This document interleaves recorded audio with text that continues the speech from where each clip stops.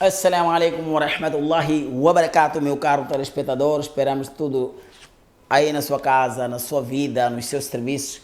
Deus abençoe mesmo que Allah ponha baraka aí no hospital. Estão lá rápidas melhores para e rápido regresso para seu convívio familiar. Nós também cá estamos aqui a fazer um programa, este programa que será interpretado por o nosso convidado residente, convidado que é Maulana Ali, e este Maulana Ali vai nos trazer um tema hoje muito importante que não vale a pena perder e de realçar que sempre dê seus likes, comente, faça suas perguntas.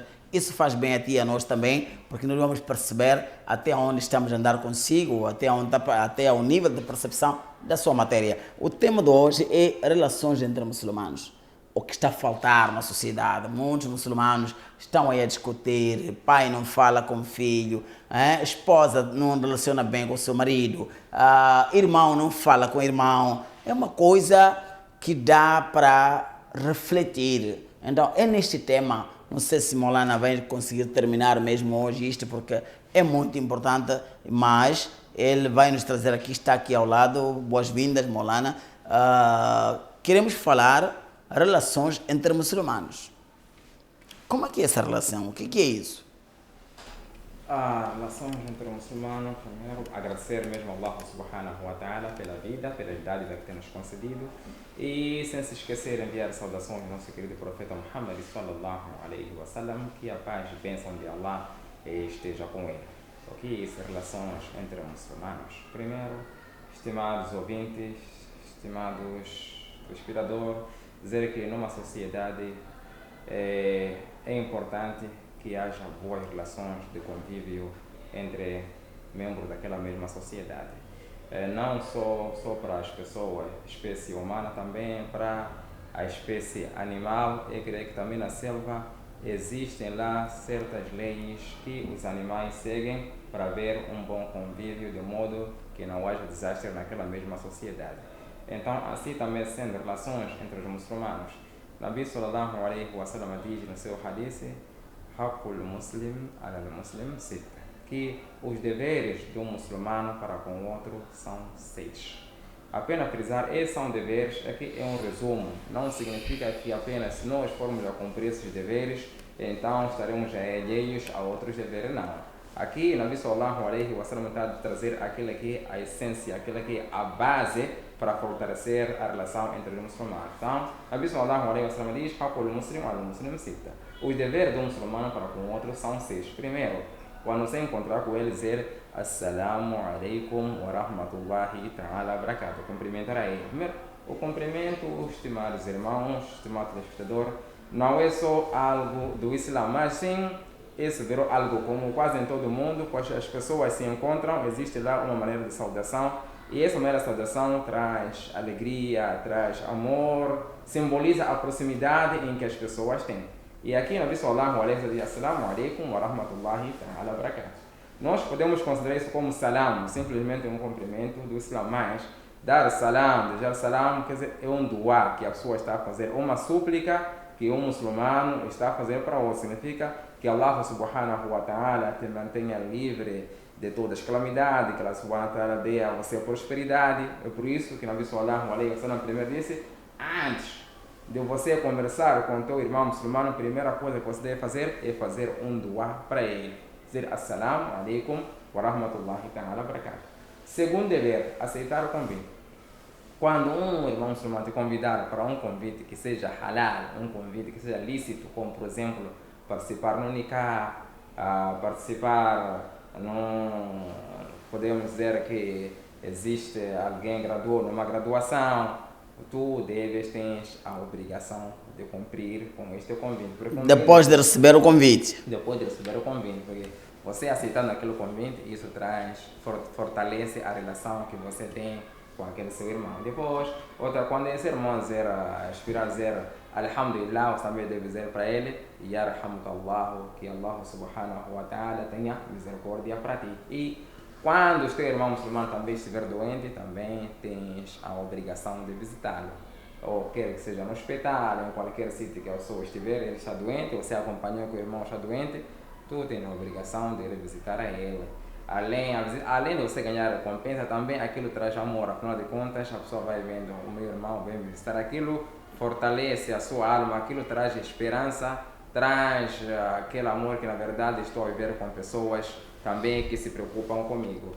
E quando a pessoa deixar esse mundo, ser irmão deixou o mundo, tu tens a obrigação de assistir todo o processo fúnebre, acompanhar a ele até a última morada dele. Além disso, também desejar para o seu irmão aquilo que você deseja para si próprio. São dicas que leva alguém a ter um caminho para ter uma boa relação entre muçulmanos.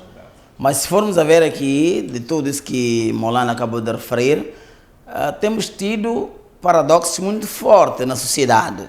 Quando é convidado, não vai, manda passear, outros não visitam outros. Essa última parte que é a parte mais caricata. Ninguém deseja o bem para o seu irmão muçulmano, ele deseja sempre que ele passe a viver arruinado. Não pode estar ao seu patamar. A que se deve isso? Será que essas aulas não estão chegando na sociedade muçulmana? Aqui, primeiro, é um dos textos para nós sabermos que, na verdade, quem é um verdadeiro crente. Para quem Nabi sallallahu alaihi wasallam diz, lá yu'minu ahadukum hatta yuhibba li akhihi ma yuhibbu, e não sei que nenhum de vocês irá se intitular como um verdadeiro crente até que deseja para seu irmão aquilo que deseja para si próprio. Quer dizer, uma coisa do bem. Ninguém será verdadeiro crente até que deseja para seu irmão, seu próximo, seu vizinho, aquilo que deseja para ti próprio. Aí já começa a definição de quem é crente na religião islâmica. Então, aqui, como eu dizia, aqui é um texto, como a Maulana está a dizer, aqui se deve isso. Se nós formos a ver, hoje em dia muita gente está a sofrer. Existem pessoas que estão a viver na luxúria e o seu irmão, o seu próximo, está a viver uma vida miserável. E aquele que está na luxúria nem sequer se preocupa em saber o que o seu trabalhador que está lá, está 24 ou 24, além disso, além de ser trabalhador também é um muçulmano, como é que ele vive, não se preocupa. É uma coisa se preocupar, a outra coisa é ainda arruinar mais a vida daquele irmão. Então, aqui vamos ver que na verdade é aqui através desse hadith do Nabi Karim sallallahu alaihi wasallam a gente podia conhecer aqui aquele verdadeiro crente, aquele não é verdadeiro crente. Aqui são indicadores de imã, esse corte de laços familiares. Se existem pessoas que cortam laços familiares, necessariamente não participam nos convites, apesar deles serem irmãos, Convidados, irmãos. Aqui é a dureza dos seus corações, que estão longe desse hadith nosso Nabi Karim sallallahu estão longe das recomendações do Nabi Karim alaihi e muito longe do imã. Aparentemente eles aparecem ali como grandes santos, grandes profetas, aliás no Islã já não há profetas, mas grandes buzurgos. Mas vai ver esse buzurgo, já não fala com a mãe, não fala com a sogra, não fala com o tio, mas ele diz que é muçulmano grande. Profeta dá outros indicativos e você tem outros indicativos. Isto significa falta de imã. Isso significa falta de imã, porque como dizíamos, a maior orientação é a orientação do Muhammad sallallahu alaihi wasallam. Não há outra aqui. Então, aquela pessoa que ir contra as orientações do Nabi sallallahu alaihi wasallam, nós não temos outra maneira como julgar ele não tem imã. Isso é falta de imã. Não há espaço. Não há espaço. Mas os tempos passados, como é que os muçulmanos se comportavam? Estamos a falar do tempo dos companheiros, dos discípulos do Rasulullah sallallahu alaihi wasallam. Depois tivemos os seus segmentos, os tabi'ins. Depois tivemos tabi'in. Qual é a lição que nós buscamos daquela gente? Talvez que pode ser um indicativo que é possível, porque também desentendimentos existiam. Mas rapidamente se voltavam, engajavam-se, voltavam aos carris e entravam na linha férrea do Nabi Karim alaihi wasallam. E hoje está difícil. O que está acontecendo? Não é por acaso que o Nabi sallallahu alaihi wasallam diz esse khairul quruni carne, que a melhor era é a minha era. Quer dizer, a era do Nabi sallallahu alaihi wasallam nunca jamais irá se comparar com a era que nós estamos a viver agora. Na altura as pessoas, eles estavam mais, cada um preocupava-se com a vida do outro, quer dizer, até existiam pessoas dentro do Sahaba radiallahu ta'ala anhum ajma'in, depois deles fazerem aquela oração da manhã, depois do Salatul Fajr, se alguém não participou, não veio para o Salatul Fajr, logo iam para a casa daquele irmão aí saber o que se passa com aquele irmão, por que ele não apareceu. Até outros se preocupavam em saber lá o vizinho, o que ele comeu. Então era uma vida agradável, uma vida que as pessoas estavam ligadas entre uma com a outra. E outra. Uma com a outra. Então, aquele tempo do Nabi sallallahu alaihi wa sallam, depois disso, o Nabi sallallahu alaihi wa sallam disse: "Khairul qurun thumma alladhina yalunahum thumma alladhina yalunahum". Então, depois veio outra fase, até chegar a essa nossa fase aqui, a fase crítica e uma fase conturbada.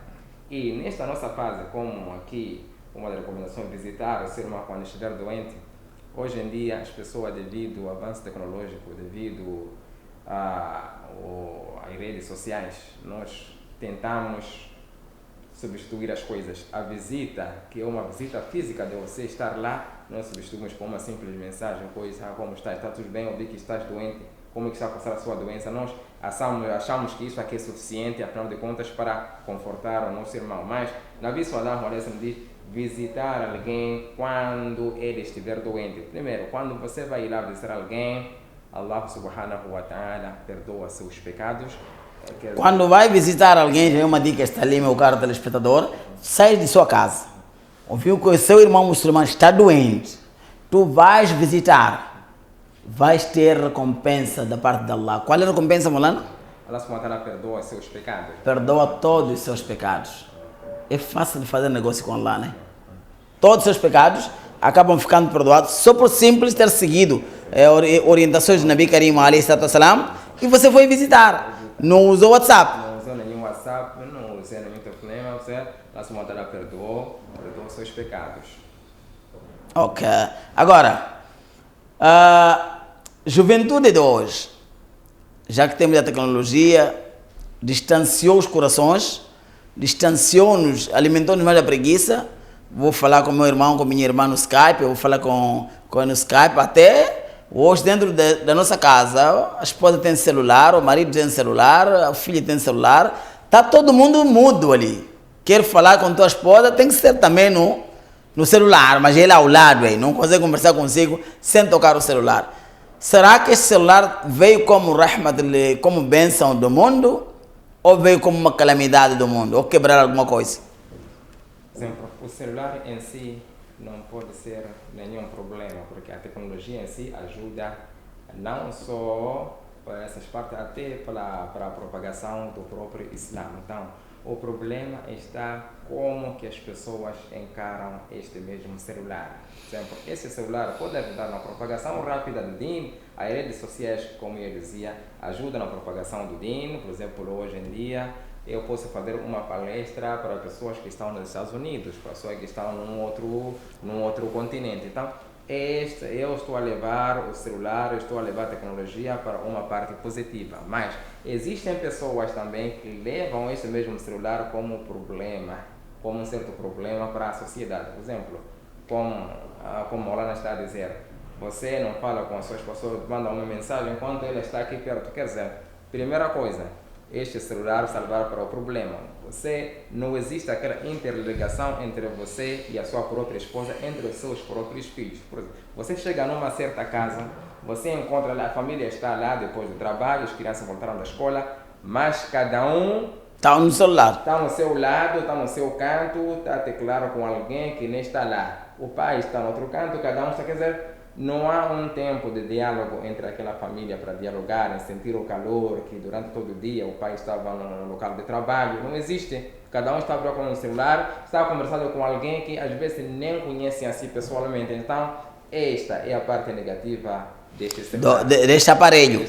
Mas o aparelho em si não tem nenhum problema. O problema está conosco de modo como nós usamos este mesmo. Então, o que aconselhamos aos pais muçulmanos, mais muçulmanos, por exemplo, depois de jantar, que dê algum tempo, uma hora e meia, para fazer alinhamentos dentro de casa. Um alinhamento, uma educação, busca de relatórios, cobrar algumas atividades, para ver fora do celular. Verdade. Como não era assim antigamente, como é que as coisas eram? Por exemplo, antes da tecnologia estar avançada, muita gente não tinha essas televisões, não existiam, o que as pessoas faziam durante a noite existia lá um tempo em que a família se juntava, inclusive os vizinhos, para contarem lá certas histórias, e aquelas histórias eram educativas.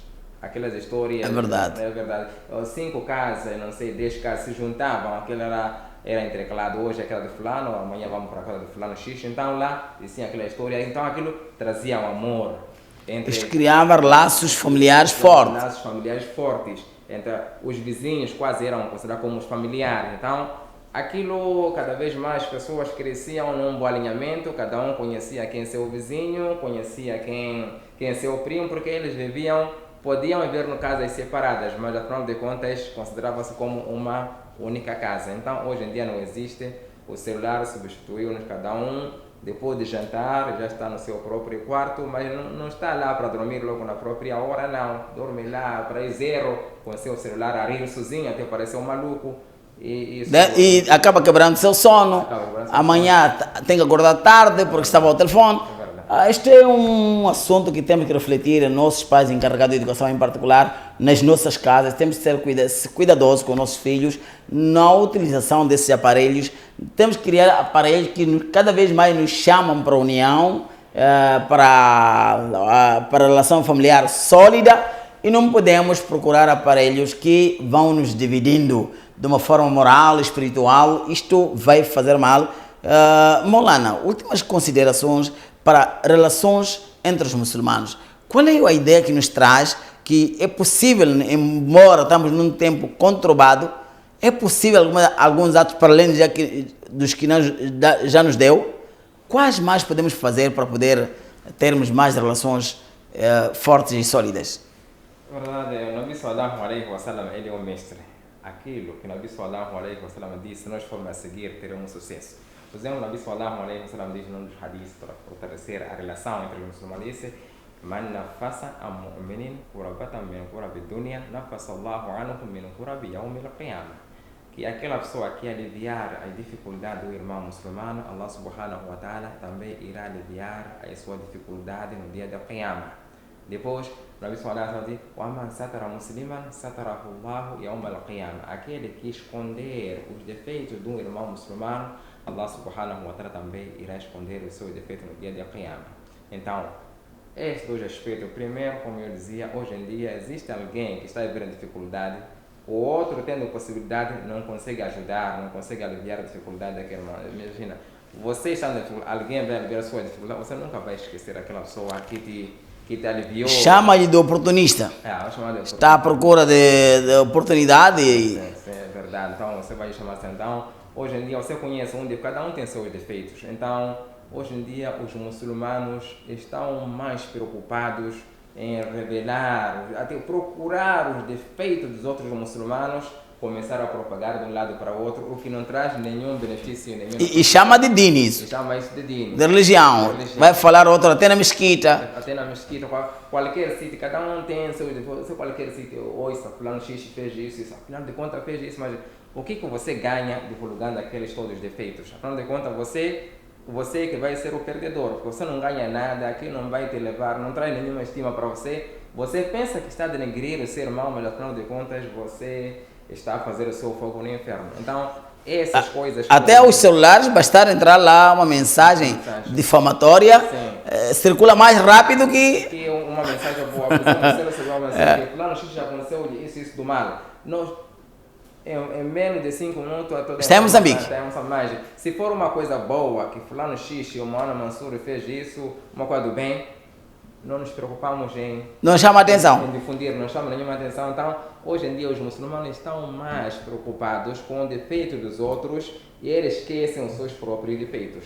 E neste hadith, Nabi sallallahu alaihi wa sallam diz: "Wallahu fi auni al-abdi ma kana al-abdu fi auni akhihi." Que na verdade, Allah subhanahu wa ta'ala estará sempre a ajudar um crente, um muçulmano, desde o momento que aquele crente também esteja a ajudar o seu irmão. Esteja a ajudar os outros. Então, a sociedade irá se prosperar, essas indiferenças vão acabar se as pessoas estiverem a viver como se fossem irmãos, se as pessoas estiverem a ligar essas relações. Por exemplo, essas coisas, se você não ajuda outro, você se preocupa em cortar relações familiares, você, afinal de contas, além deste mundo, porque Nabi sallallahu alaihi wasallam nos hadith diz, se você quer que Allah subhanahu wa ta'ala dê a você uma longa vida e Allah subhanahu wa ta'ala dê um sustento próspero, um bom sustento, então você deve ligar os laços familiares. Então, se nós fazermos essas coisas que Nabi sallallahu alaihi wasallam nos incumbiu, nós iremos viver uma vida próspera, uma vida sem dificuldade, como estamos a passar. Em outras palavras, aquele que seguir o sunnah do profeta sallallahu alaihi wasallam, Allah facilita ele o caminho para o Jannah. E aquele que transgredir a tradição do Nabi Karim alaihi salatu wassalam, ele não terá sucesso nem aqui, nem a vida após a morte. Assim foi o nosso programa do dia. Assalamu alaikum wa rahmatullahi wa barakatuh.